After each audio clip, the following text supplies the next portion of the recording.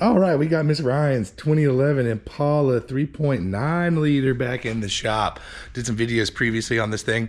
It is back here now. She just wants to do a little more maintenance because it's actually doing fantastic for her. So what we're gonna do is we're gonna get in. If you take a look at this belt, you can see it's got a lot of wear on the backside of this belt here.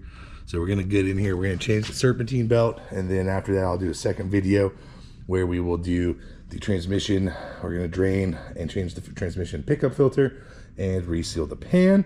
So that will be the next video. But in this one, we're gonna go ahead and change this serpentine belt. So to start, I will put a link up here in the video and in the description below for a new belt for this thing. There's also this new YouTube shopping thing, so I'll try that out. Just got a notification today on that. But in the meantime, we're gonna get in here and we're just gonna get right after it. All right, so looking at this, I don't think we're gonna have to really remove much. I probably will pull this coolant reservoir here and set it to the side, just so that way we can get a little more space. Our tensioner is way down there in that back corner. I'll circle it on the screen now. We're gonna need to drop what looks like a 3/8 ratchet down there to run that tensioner. Otherwise, we should be able to fish this belt around everywhere it needs to go.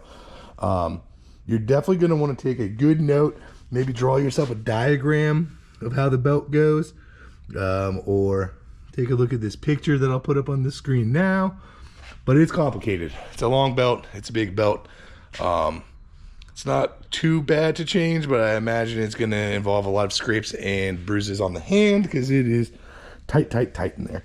But what I'm gonna start off with is I'm just gonna go ahead and preliminary pull this. I'm gonna grab these 10 mil. We'll take these two nuts off here. We'll pull this reservoir. We'll set it and hang it to the side so it's out of the way.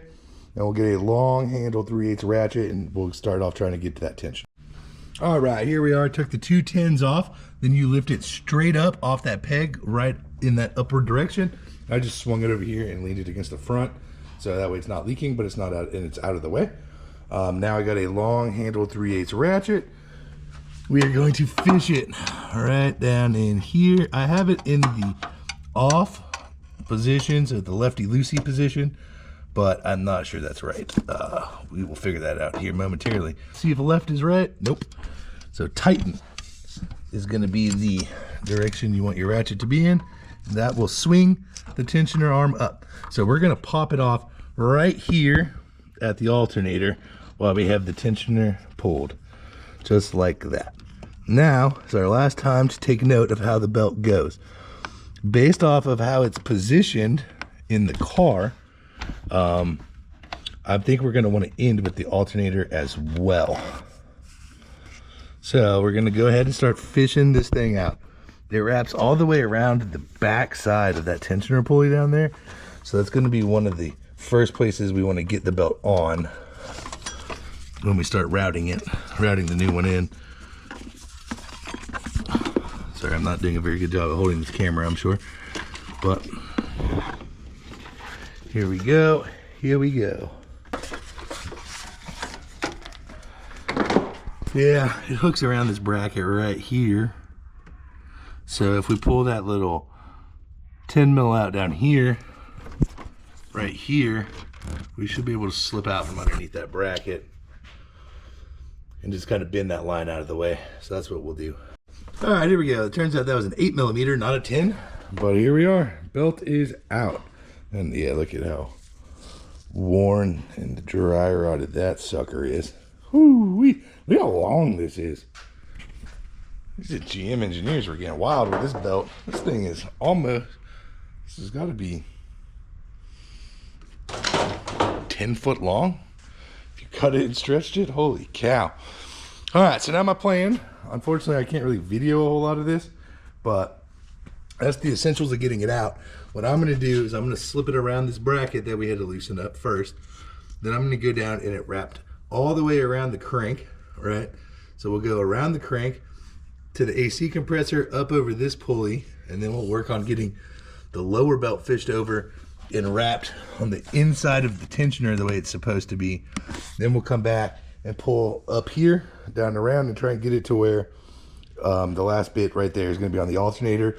Then my ratchet I just left in there and pinned against the firewall here. So we'll just recrank that, slip it up over the alternator, wham bam dunzo, and then we'll be ready to put everything back. So let me slip this in there. I'll let you know if I run into any problems.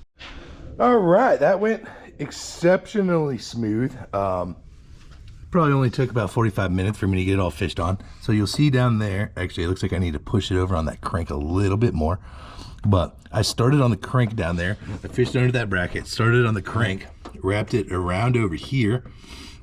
Then I pulled the belt through, had to re-put it on the crank like 5 times as I was getting it kind of in its position. Got it on the tensioner pulley down there.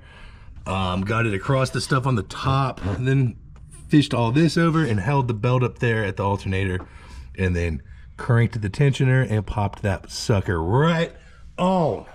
Come on. So at this point, I'm going to tweak that belt on the crank a little bit more, and then yeah, we'll just slap the coolant reservoir back in and put our 8mm back in, and we are good to go. Easy peasy lemon squeezy. There you have it. I mean, it went pretty smooth. Sorry I couldn't video you why I did it. It's in such a tight spot, but yeah, start at the crank, work it kind of over, then pull everything to the tensioner, then set everything on the top, and then hold it up by the alternator and just pop that on whenever you're done. If the video helped you out, hit that thumbs up and subscribe if you want to see more.